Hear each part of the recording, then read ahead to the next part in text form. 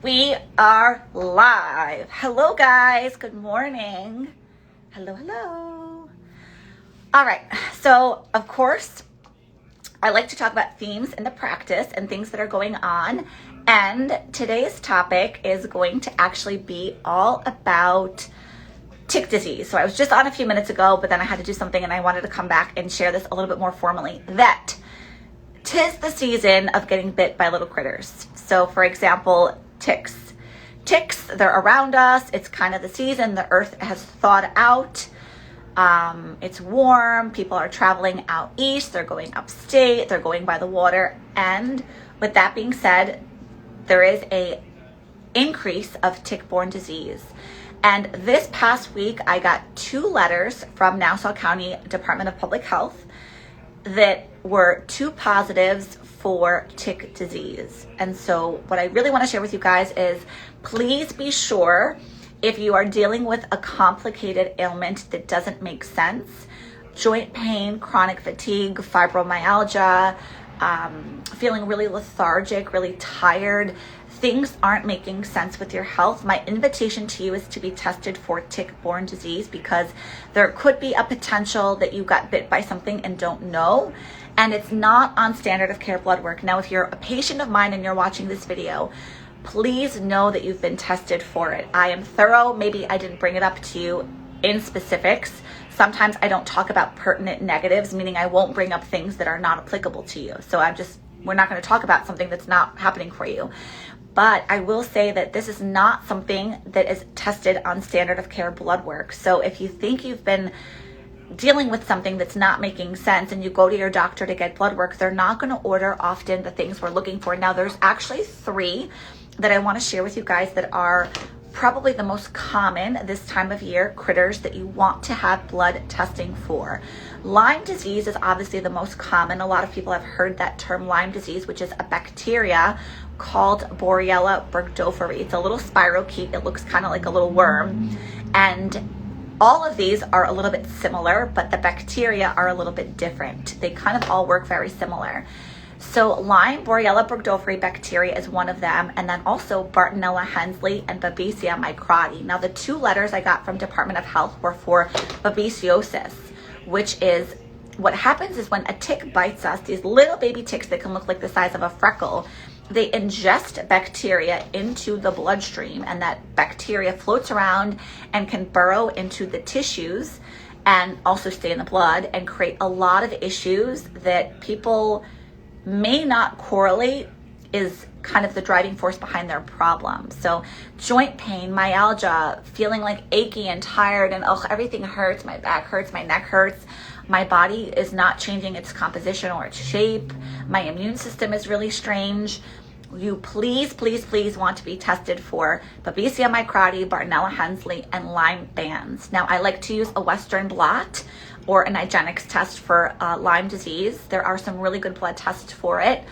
And that would be my first step for you, is to get tested, because it is the season. And if something isn't adding up, if something's not making sense with your health, it's possible that you're dealing with something you're not aware of that's hiding behind the scenes. Like I said, 2 public health notifications this week. And then I have to report back to the public health department. The patient has to also report back. We have to render care. There are some natural things to do for this type of condition by default. But like I said, if you're going to get blood work and you're not feeling good and your doctor's like, we're not finding anything, like everything looks good, it's possible that they're not looking at the right things. They're not looking at the right types of tests for you. So little tip and trick for today. Get yourself tested. These little baby ticks are super small. They come in on our furry friends. The dogs go outside, they play around, come in, falls off, crawls into our bed. What to do if you've been bitten? Sometimes you can pull it off you and then put the tick in a freezer bag, freeze it, and then go get it tested at a local hospital. I remember doing that with my mom. What was that, like 2 years ago? There was a baby tick on her. We were able to get it off. It was on its way to burrow in. These guys are nasty critters. They are nasty. They can create a lot of neurologic issues, a lot of joint pain, a lot of problems cognitively, not something to mess around with. And there's some really good treatment options for this. A lot of liver support goes into healing this stuff. A lot of micro dosing or macro dosing of certain nutrients to support detoxing and then getting the stuff out. As it's a bacterial infection, it has to be treated like anything else. I will say that these are considered stealth infections, so they're very difficult to work with. They're very difficult to treat. Often people need multiple rounds of care to support this. Now, the classic kind of round of care is typically doxycycline times 2 or 3 months. I don't love that course of care. I'm not going to comment on that right now, but I really don't love that because your immunity is in your gut. When you take antibiotic, it can wipe out the digestive system. You have to re-inoculate the gut. Think of antibiotics like burning down a forest, which is kind of a bad analogy, but paints the picture that when you take antibiotic therapy, you're killing the good trees, the ones that are healthy and providing oxygen, and you're also killing the bad trees, the ones that have fungus and mold. How are you re-inoculating the gut? How are you going to regrow those trees and plant new ones? There's a lot of phases of care that have to be done after antibiotic therapy. So taking antibiotic therapy after having tick-borne disease is not the only thing you want to do. Can it work? Yes. Does it always work? No. I've had people that have told me and have come to me, they're like, I'm on my 3rd round of doxy. I can't keep being on medication, especially for women. You get yeast infections. There's a lot of side effects. The digestive system is ripped up. Bloating can happen. And oftentimes the bacteria is not necessarily gone. So there are other options that can be supportive to healing this. I'm not going to go into treatment because you do want to consult with your provider about what the right thing is for you. But I personally don't love the conventional medical models treatment plan because I don't find it to be as accessible or available as maybe some of the natural things long term to stabilize the tissue. What else did I want to say about that? Anything else? I think that was pretty much it. But get yourself tested. There are some specific blood tests. When you're done with course of care, you retest to be sure it's gone. Now, stealth infections, oh, that's what I was talking about. Stealth infections are secret infections that hide. They're difficult to work with. They're difficult to treat.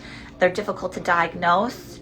And they often clump in pairs. So EBV, stealth infection, mycotoxin poisoning, mold, and Lyme, bacterial infections are like the triad of stealth infections that people deal with. That often if they have one, they have others. So if someone's being treated for Lyme or tick-borne disease, my clinical thoughts are what else is going on with their immune system. They probably have mycotoxin poisoning somewhere, and they probably have triple-digit EBV hiding in their blood as well. These are all stealth. They're secretive. They're sneaky. They know how to evade the immune system. They know how to hide from the immune system. Here comes antibiotic therapy, and I'm a little bacteria, and I'm running out the door, and then I'm going to come back once the antibiotic is gone. That's how these things can stay alive, is that they have the chemical and cellular machinery and protein, spike proteins, that basically allows them to hide from the immune system. So that's why it's a little bit of a different, difficult course of care when it comes to this type of care. But they often go together. So please be tested. If you're a patient of mine, you know this, you have been tested. Let's put it to rest. You probably don't have any issues with it. If not, if for whatever reason we didn't do it, we can do it. Okay, so my little tip and trick of summer, I'm going to come on here also. Oh yeah, I'm excited to share this with you guys. I'm going to do like little live Instagrams where when I'm on the Instagram live, like how we are right now, you actually could join in a video format if you want to. And I'm going to put you on like the so-and-so can request to be in your video, and I'm going to put you guys on and we'll take your questions. I feel like that will be really helpful and kind of interactive so that people can ask specific questions to their needs, because I talk about topics that I see in practice, but I understand I don't talk about everything, and maybe there's something very specific to you and your body that you really want answers to. So I feel like that would be really fun. Probably this weekend I'll come on, and then we'll just, whoever wants to join the video, if you want to request to be in the live IG, we'll answer your questions, we'll take your questions, and I feel like that would be really fun and interactive. So that's all I wanted to share with you guys. I hope you're having a beautiful day. Get yourself tested for tick disease. Bugs, baby. Get yourself tested for bugs, for critters. All right, talk to you guys soon.